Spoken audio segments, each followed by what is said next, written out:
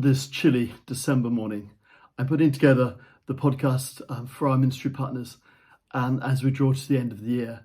And I hope it's something that's warming and encouraging and strengthening for you. It has been for me, which is why I'm sharing it. I was talking to some of our ministry partners earlier in the summer, and I said, how often should I do a podcast? And they said, when you've got something to say. So I thought, okay, rather than trying to do it on a set timetable. So hopefully I've got something to say today, and I hope it will be encouraging to you. I've always loved the people of Issachar. They're one of the tribes of Israel, and it says of them in 1 Chronicles 12:32 that they understood the times and the seasons.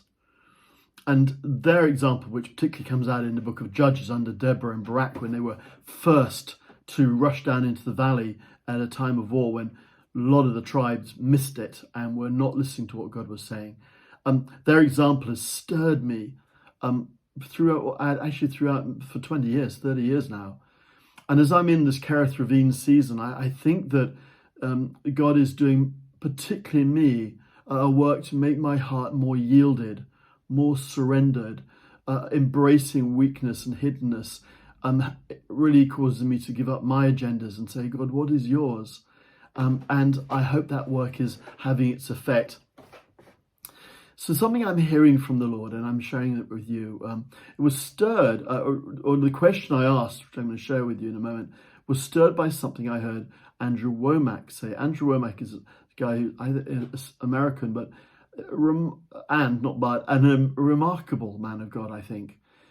I was at a conference of his, which has its own story of how I got there, and lots of good things happened. But one thing that happened when I was up in Walsall, while I'm listening to him speak, was a throwaway comment he made. He didn't even teach on it. He said, I believe the third great awakening has begun. Well, as you can imagine, I pricked up to my ears at that, because I've taught on the first great awakening in the 1700s, which brought the nation back to the Lord and staved off the revolution that was sweeping Europe and was sweeping France, the French Revolution. And then in the 1800s, the Second Great Awakening that turned our nation particularly back to the Lord and particularly released cultural change and justice. And people like the Booths were very influential in that, and the Salvation Army. And then into the 20th century, there were tastes of revival. The 1900s with the Welsh Revival and Lewis and Lowestoft and smaller revivals. But we haven't had anything yet in the 21st century, and I believe that this is what we're called to at this time, to expect and look and prepare. So I said to the Lord, after I heard this comment, and I listened to his bit of what caused that for him to say that, I said to the Lord, has the third great awakening begun here in the UK? And the Lord showed me an image which has really stuck with me. I've been mulling on it, and I would share it with you for you to mull on and to pray into. I saw a deep hole in the ground, and it was about 100 meters wide by 100 meters long. It was probably about 50 foot deep. And I realized it was a huge foundation that was being built, dug and prepared. There were concrete pillars, there were pipes, there were iron rods. There was that metal mesh, where the metal sort of intersects into little squares, and they put it into concrete to reinforce the concrete. There were struts being established. And around it, there was a hoarding, so you couldn't look in. It was to protect people from falling into the hole. And as yet, there were no floors. There was nothing to be seen. It was still all hidden and underground.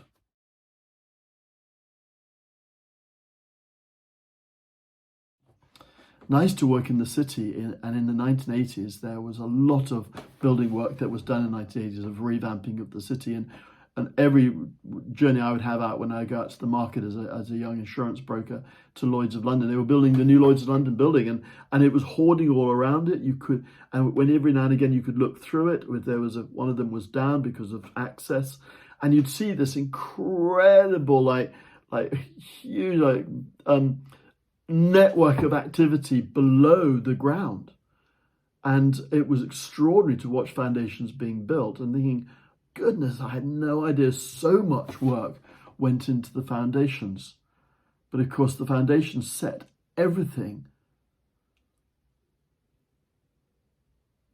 And so I believe the revival has begun. Had that building been begun? Yes, there was nothing to see above ground, but had it begun? Yes, it very much begun. Buildings begin. Phase 1 is the imagination and imagining an architect's drawings, and then phase 2 is the actual building of the foundations. I think we're in phase 2. I think phase 1 of the great awakening that's coming and the great move of God that's coming was begun in the hearts of prophets and intercessors long ago. And people like Wigglesworth in the 50s, last century, were prophesying into a great move of God. Phase 1, the prophetic release. And in phase 2 is the actual hard work of laying down the foundations of a revival. It's messy, it's hidden, it's hard work, it's certainly not sexy, and it's critical because everything is set in place by the foundations, and the extent to which you can build up is the extent to which the foundations are built down. And I think we've often talked about that. What would we do for 100 years of revival? How extraordinary would that be? And what sort of foundations would need to be built for that? So I think my reaction to this word it's actually had quite a deep effect on me. I think the first thing is I feel profoundly encouraged. It's coming. It's underway. We will see it. We need to stay in the game and not give up. As I was thinking about this, I had a memory of waiting. When I was a teenager, I'd play golf in holidays and I'd play golf all day. My dad would drop me off on the way to work, and he'd drop me off at Ilkley and go on to Bradford. And on the way back, he'd pick me up, and I'd have a rendezvous point by the practice ground, and he'd pick me up from there. And he always picked me up. Sometimes he would be delayed because of traffic, or sometimes he'd be delayed because of what was going on at work. This was the days when we didn't have mobile phones. And I would just wait, and Dad would pick me up. And I was thinking about this promise of revival, and thinking, yes, I'm just going to wait. My dad's bringing the promise. It's coming. If you don't have a promise, then you sort of give up and go and find a bus or try and walk home and take things into your own hands and take control of the situation. But I believe there's a promise from God that revival and a move of God is coming. And if we will wait in position and wait doing what we're called to do, then it will come and we will not miss the moment. And I think one of my prayers in these days and in the days when I start to get out and about again will that God himself will birth this kind of a promise in people's hearts. I think the second thing it's done is helped me in the whole realization that you can be very sensationalist about revival and do lots of teaching and say it's coming and it's here, and a kind of sensationalist version of it. It's now and it's amazing. Or on the other hand, you can go the other route, which is, well, nothing's going to happen. It's going to be miserable. The church will just survive, and the nation's gone to the dogs, and the enemy has won the day, and we'll just sort of hunker down and hold out. And I think both those reactions are false when it comes to revival. One promotes unbelief and defeatism, and the other promotes high activity and sensationalism leading to deep disappointment. There's something in the middle of yes, it's coming, but it's a season of hard work, laying foundations, and we need to embrace that challenge. And I guess the third thing it has provoked to me is I need to seek the Lord.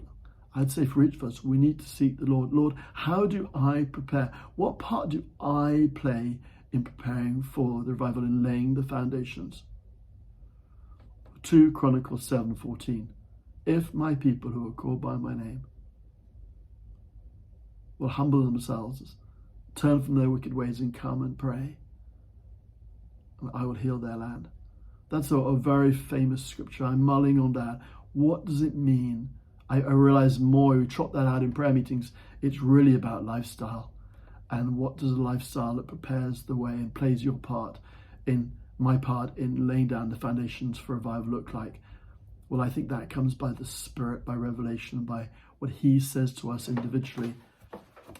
So I would just commend these things to you. I please pray for me as I draw this to a close. Pray for me that I would rest, that my health would continue to improve, that I would hear clearly and well, and that when I'm ready to come out of this Kerith Ravine season, that God would show me and I would carry something that I could carry into the new season.